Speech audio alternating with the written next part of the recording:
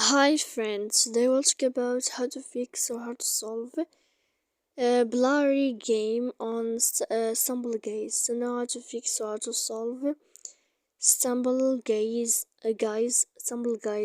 a blurry game. You should just go to settings. Here we click apps, default apps, app settings. Then this list you will enter to this window of storage of apps, default apps, app settings. Then we'll go to Stumble Guys. Here you will find this window. First stop, you will click OK.